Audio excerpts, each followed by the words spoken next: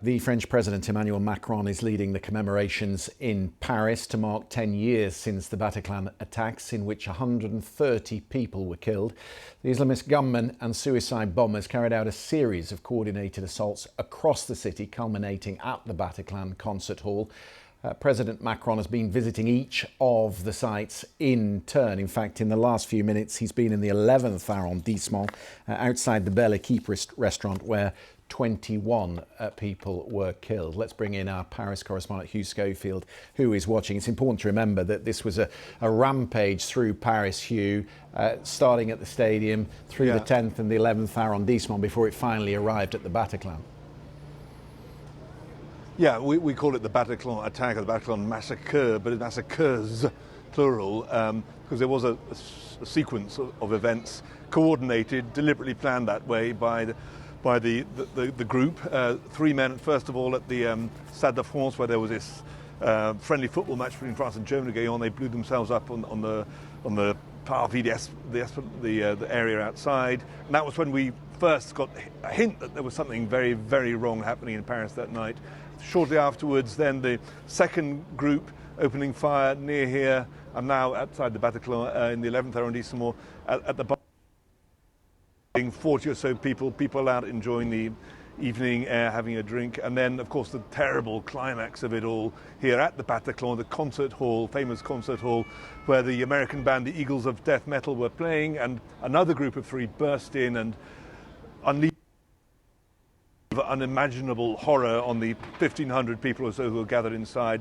90 people shot and killed there before finally it all ended with the men inside blowing themselves up. So, yeah, I mean, a night that no one will ever forget here. What lessons do you think France learned in these 10 years, Hugh, and how has it changed since the attacks? Well, I mean, France changed, we all changed. Our appreciation of life, of what it was to live in a country, changed. Of innocence, naivety, whatever you want to call it, disappeared. We suddenly had moved out of a period in which it was taken for granted that life was going to carry on tranquilly, with its little ups and downs, but nothing terrible, to an era where this kind of appalling violence could be unleashed on anyone. And the thing about this attack, I think, which distinguished it from the big one of earlier that year, which was at Charlie Hebdo, if you remember, at the magazine, was that had been a targeted attack, and people were able to kind of relieve themselves slightly by saying, well, they're not going to come after me, are they? Well, they were going to come after them, because what was attacked here that night was life, ordinary life, the life of a Western capital, people sitting out, young people sitting out and drinking at bars, people at a rock concert, people at a football match. This was just ordinary things and ordinary people going about their business. It was an attack on the values and the life of a city. And that was why it was felt so badly, and that's why it has changed the psyche, the mentality of all of us.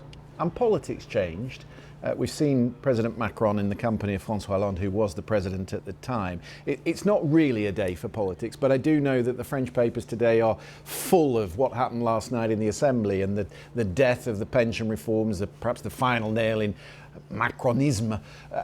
How does he feature in this, do you think, Hugh? I mean, he's right at the centre of a very important national day at a time when he is deeply unpopular.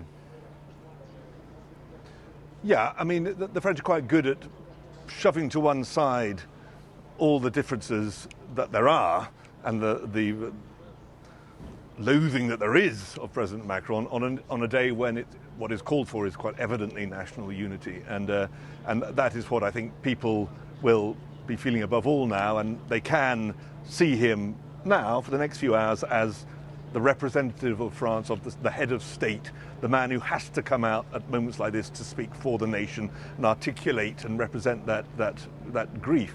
But I think a larger point is worth making, which is that we are in very unsettled times. His power, politically speaking, his power is waning. Power is shifting to a National Assembly, a parliament which is very, very divided, where voices of the radical left and the radical right are more and more paramount. And that is creating a sense of division and polarization in the country, which is not at all healthy, and which some would say, particularly against the background of the Middle East, everything that has happening in Gaza and so on is propitious for more tension, more danger, more fear. Yeah, indeed so. Really interesting. Hugh Schofield, thank you for that.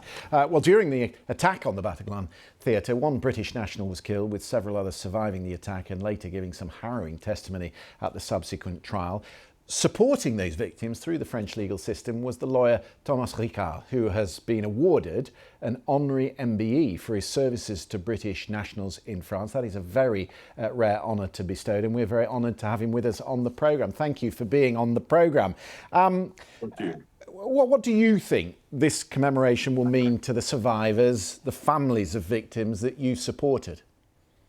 I think it means two things. First, those commemorations are a first step in a grieving process. So from a French point of view, it's important in a symbolic way, this day of unity. The second point, and to come back to the question you just asked, is what lessons were learned. And I think a lot of lessons were learned actually from the status of foreign victims, including British victims, because the extent of the attack has raised questions in France on how foreign victims were treated in terms of language, legal proceedings, how things were approached. And you have to imagine that those British victims had to wait 5 years for a trial, and they've been incredibly brave. But you can also see that the French legal system is actually drawing lessons from this and shifting, notably in terms of restorative justice. So shifting towards you played such an important role, a crucial role in bridging that gap. But I wonder what sort of emotional toll this kind of work takes on a lawyer personally. A lot of emotions, but nothing compared to what the victims had to go through. And I want to give you one example, is that those victims initially had to come to Paris to get a lawyer. So what we did was going to London or to Newcastle to see them. The emotional toll is crazy, and this is why we had psychological support. But interestingly, during the trial, when there was the moment about testimonies, about 20 British victims gave the testimony, and they've shown a very interesting sense of dignity and courage that I think has inspired the other French to follow this. Is there a particular story or a moment or a memory that has stayed with you from your clients' experiences? I mean, there is one, which is the moment where the testimony started. You have those victims who arrived in the courtroom where the accused are on the left. They waited for 5 years. And you had one British victim who has shown, she took a step back from the French motto, which was, "Vous n'aurez pas ma haine, you will not have my hatred."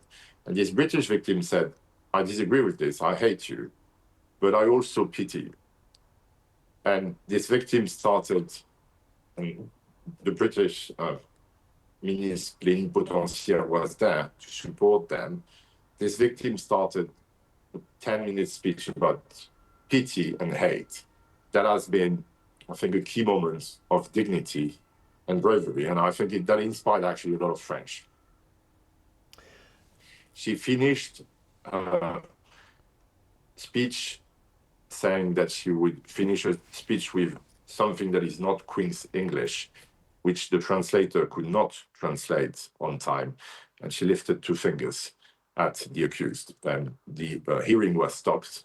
But I have to salute the dignity that they've shown. It's amazing, and it's a lesson on, I think, for future trials. Well, thank you for the support that you gave them. It's a great pleasure to talk to you on the programme. Thomas Ricard, Thank you very much. The French lawyer Yes, who yes. supported the British victims of the Bataclan, who got an MBE for those services to the families and the survivors of the theatre attack.